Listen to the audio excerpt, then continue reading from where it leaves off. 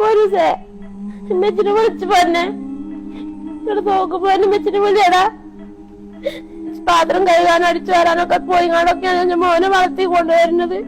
എന്റെ മോന് +2 കഴിഞ്ഞ് വേറെ പഠിക്കാൻ വേണ്ടി പോകാനിരിക്കുകയായിരുന്നു. അപ്പോഴാണ് ഈ അപകടമൊക്കെ വന്നത്. പഠിക്കാൻ പോണെന്ന് പറഞ്ഞ് ആഗ്രഹിച്ചിരുന്നായിരുന്നു എന്റെ മോന്. എന്നോട് പറയും മെച്ചി എനിക്ക് പഠിക്കാൻ പോണെന്ന് പറയും. അപ്പൊ ഞാൻ പറയും മോനെ മെച്ചി കുറച്ചും കൂടെ താമസം കൊണ്ട് പൈസ നീ കുറച്ച് സമ്പാദിക്കട്ടെ എന്ന് പറഞ്ഞാട്ടാ ഞാൻ കൂലിപ്പണിയെടുത്ത് വരികയായിരുന്നു. എനിക്ക് എന്റെ മോനേ ഉള്ളു, എന്റെ അമ്മേന്റെ മോനേ ഉള്ളു. എന്റെ അമ്മ പ്രായമായതാണ്.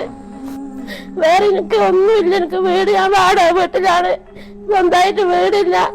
അങ്ങനെ എല്ലാ ബുദ്ധിമുട്ടുണ്ട് എല്ലാം തരണം ചെയ്ത് ജീവിക്കുന്ന മോന് വേണ്ടിയിട്ടായിരുന്നു. ഫിറോസ് കുന്നംപറമ്പിലാണ്. വാപ്പയില്ലാത്ത ഒരു മോനാണ്, ചെവി കേൾക്കാത്ത ഉമ്മയാണ്, വാടക വീട്ടില് താമസിക്കുന്ന ഒരു കുടുംബം. ഈ ഉമ്മാക്കും അവന്റെ വല്യുമ്മാക്കും ഏക അത്താണിയാണ് +2 കഴിഞ്ഞ ഷിബിൽ എന്ന് പറയുന്ന ഈ ഒരു പൊന്നുമോന്. ഒരു ആക്സിഡന്റ് സംഭവിച്ചിട്ട് തലയ്ക്കും വാരിയെല്ലിനും നട്ടെല്ലിനും കാലിനും ഗുരുതരമായ പരിക്കുകളായിട്ട് മിംസ് ആശുപത്രിയുടെ വെന്റിലേറ്ററിലാണ്. ഒരു കണ്ണിന്റെ കാഴ്ച നശിച്ചു, മറ്റേ കണ്ണിന്റെ കാഴ്ചയും കുറഞ്ഞുകൊണ്ടിരിക്കുന്ന ഒരു സാഹചര്യത്തില് യത്തീമായിട്ടുള്ള ഈ ഒരു പൊന്നുമോന്റെ ജീവൻ രക്ഷിക്കാൻ 30 ലക്ഷം രൂപയാണ് കണ്ടെത്തേണ്ടത്. ഈ വീഡിയോ കാണുന്ന നിങ്ങൾ എല്ലാവരും സഹായിക്കണം. തൊഴിലുറപ്പിന്റെ പണിക്ക് പോയിട്ടും വീട്ടുജോലിക്ക് പോയിട്ടുമാണ് ഈ മകനെ പഠിപ്പിക്കുന്നതും വീട്ടിന്റെ വാടക കൊടുക്കുന്നതും പ്രായമായിട്ടുള്ള ഉമ്മാനെ നോക്കുന്നതും. പഠിക്കാൻ മിടുക്കനായിട്ടുള്ള ഒരു മോനാണ്. ഈ മോന്റെ ജീവൻ രക്ഷിച്ചാൽ മാത്രമാണ് ഈ വൃദ്ധരായ ഈ ഉമ്മമാർക്ക് ഒരത്താണിയായിട്ട് ആ മകൻ മാറുള്ളൂ. ഈ വീഡിയോ കാണുന്ന നിങ്ങൾ എല്ലാവരും സഹായിക്കണം. 30 ലക്ഷം രൂപ കണ്ടെത്താൻ നിങ്ങൾ എല്ലാവരും ഞങ്ങളോടൊപ്പം നിൽക്കണം.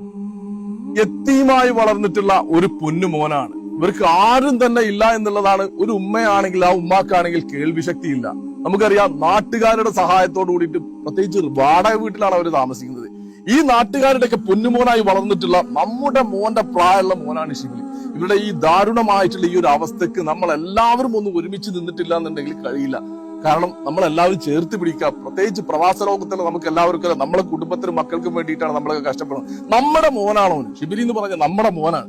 നമ്മുടെ മോനെ അവന്റെ ജീവിതത്തിലേക്ക് തിരിച്ചു കൊണ്ടുവന്നാല് ഈ വയ്യാത്ത ഉമ്മാക്കാണെങ്കിലും ശരി അവരുടെ ഒരു പ്രതീക്ഷയാണ്. അത് നമ്മൾ തിരിച്ചു കൊടുക്കണം. ഈ നാട്ടുകാർ പറഞ്ഞിട്ടില്ലേ, ജനപ്രതിനിധികൾ പറഞ്ഞിട്ടില്ലേ, ഫിറോസ്ക്ക് പറഞ്ഞിട്ടില്ലേ, നമ്മളെല്ലാവരും ഒന്ന് ഒത്തുപിടിക്കുക. ഈ പറഞ്ഞ പോലത്തെ ഒരു ദ്രംസ് ആണെങ്കിലും ശരി അത് അവന് എത്തിച്ചു കൊടുത്തിട്ട് മാക്സിമം എത്രയും പെട്ടെന്ന് അവന്റെ പഴയ ജീവിതത്തിലേക്ക്